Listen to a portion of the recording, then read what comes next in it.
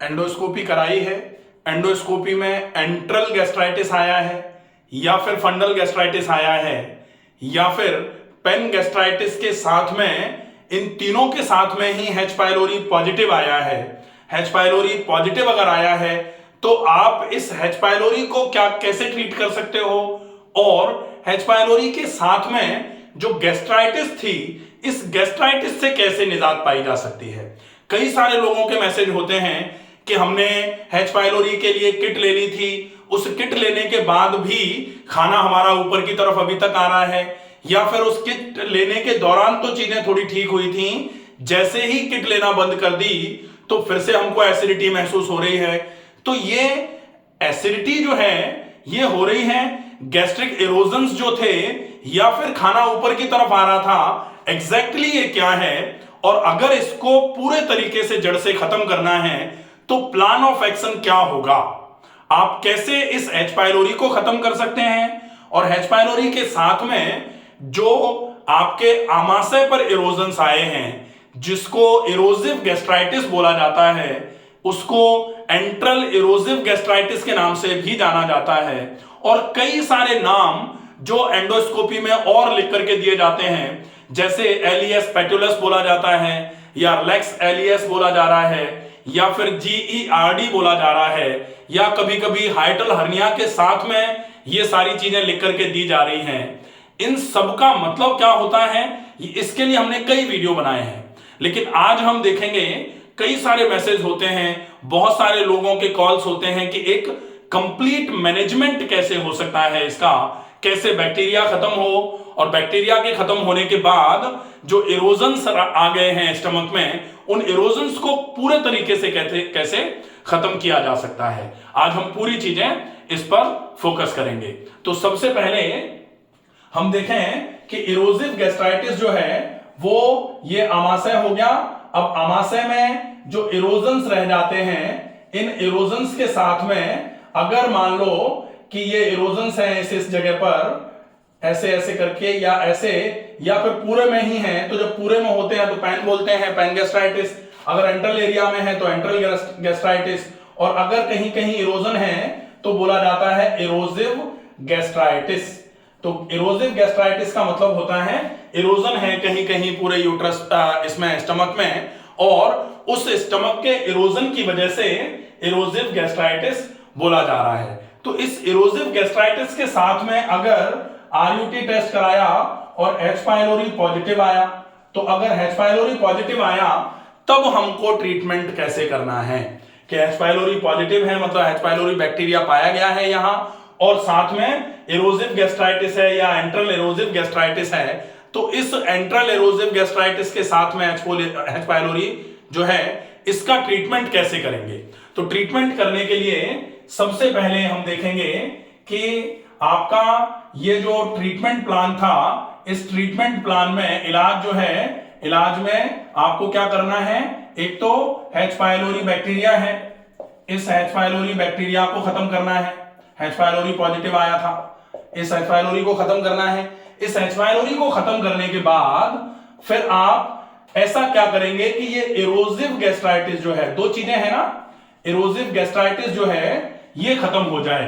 तो H pylori क्या करता है, एच पाइलोरी बेसिकली दो नुकसान कर रहा है। एक तो क्या कर रहा है कि एच पाइलोरी का प्रेजेंट है, इसका मतलब इन्फेक्शन है, बैक्टीरियल इन्फेक्शन है। दूसरा,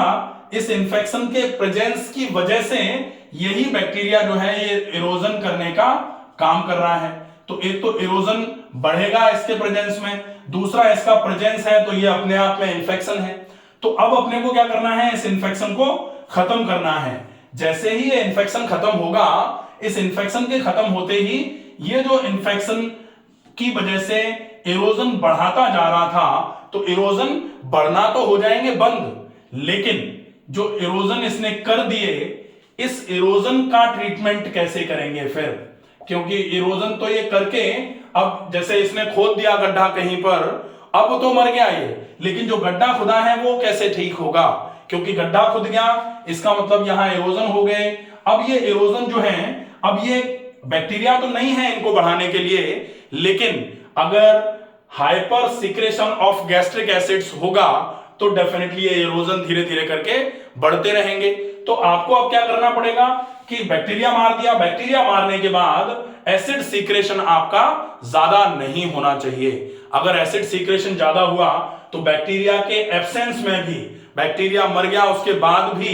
इरोजन बने रह जाएंगे। अब ये ठीक तो हो नहीं पा रहे हैं, लेकिन एसिड के सीक्रेशन की वजह से ये लगातार बढ़ते चले जा रहे हैं। इसीलिए कई केसेस में ऐसा आता है कि आपने किट लेकर के बैक्टीरिया को मार दिया, 3 ट्रिपल थेरेपी चली आपकी, 2 एंटीबायोटिक, 1 पीपीआई, 2 टाइम दिन भर में। अब आपने ये लिया, इसके बाद बैक्टीरिया तो मर गया 14 दिन के बाद, लेकिन अब 14 दिन के बाद ये बैक्टीरिया मर गया, उसके बाद जो इरोजन छोड़ गया,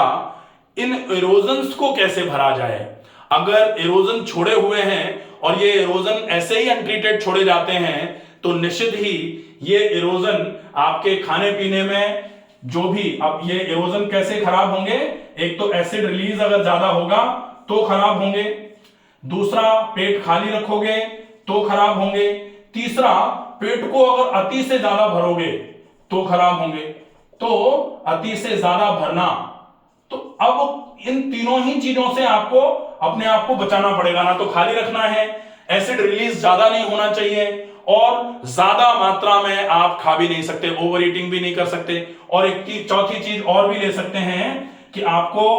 स्पाइसेस और सॉल्ट का यूज जितना कम कर सकते हैं उतना कम किया जाए, क्योंकि अगर घाव है कहीं, आप नमक उस पर ज्यादा से ज्यादा डालोगे तो घाव धीरे धीरे करके नासूर होना चालू हो जाते हैं। इसलिए अगर ये वाला काम जो आपने किया था, ड्रग इंड्यूस्ड मैनेजमेंट जो आपने किया, दवाई की वजह से ये बैक्टीरिया तो मर गया, अब जो इलाज देखते हैं हम वो 2 तरीके का होता है। एक तो होता है ड्रग इंड्यूस्ड मैनेजमेंट, दवाई से इलाज, और दूसरा होता है नॉन ड्रग इंड्यूस्ड, जिसको लाइफस्टाइल करेक्शन बोला जाता है, लाइफस्टाइल चेंजेस बोला जाता है, या नेचुरल ट्रीटमेंट बोल सकते हैं, या फिर बिना किसी दवाई के इलाज बोला जाता है उसको। उस केस में आप क्या क्या कर रहे हो, अपनी डाइट का फॉलोअप कर रहे हो, एक्सरसाइजेस रेगुलर कर रहे हो, एसिड रिलीज को कम करने का काम कर रहे हो, आप पेट को ना तो खाली छोड़ रहे हो ना पेट को बहुत ज्यादा भर रहे हो। जब ये सारी चीजें चलती हैं तो